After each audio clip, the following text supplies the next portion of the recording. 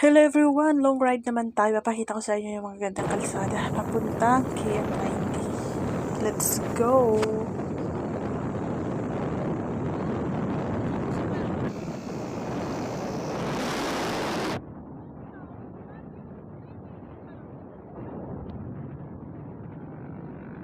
Ay, gustong-gusto ko talaga magliwaliw banda dito kasi walang ka-traffic, tas napakalamig pa.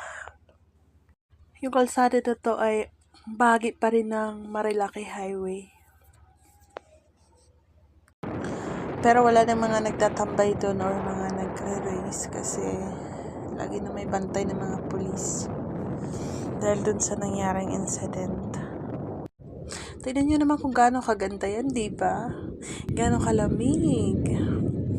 Kasi nga, walang sa traffic, hindi ka ma-stress. Tapos maganda pa yung paligid, kaya hindi ka mapapagod talaga. Hindi ko nakakita yan.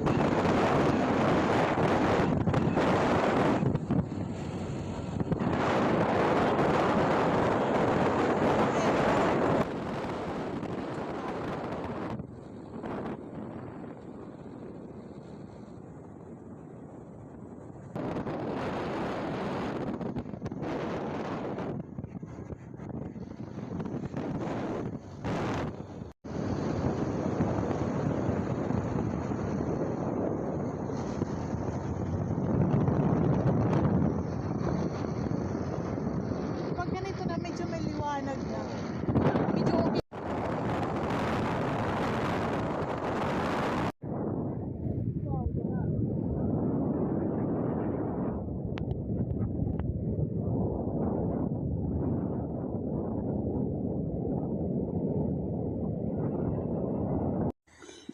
ganyan naman yung entrance. Ganda, no? Ganda yung selling nila. Kaya lang parang hindi tugma yung mga upuan nila. Tsaka yung lamisa sa ganda ng kanilang kesame. Saan ba? Tapos ganyan naman pag pumasok ka na dun. Sa bandang likod ng restaurant. May swimming pool. Syempre yung magagandang puno kagaya ng pine tree. Tapos yung mga pula na halaman, di ko lang tawag dyan. Malawak pa yan pero hindi ko na naikot lahat-lahat kasi umuulan nung dumating kami niyan.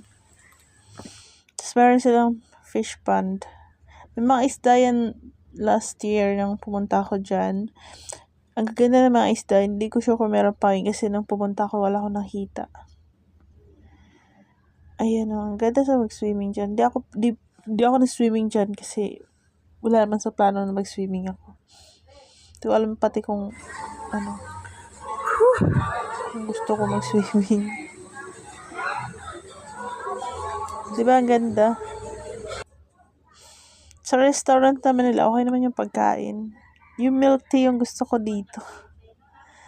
Tuwing pupunta ako, hindi pwedeng wala. Palagi meron. Masarap yung milk tea.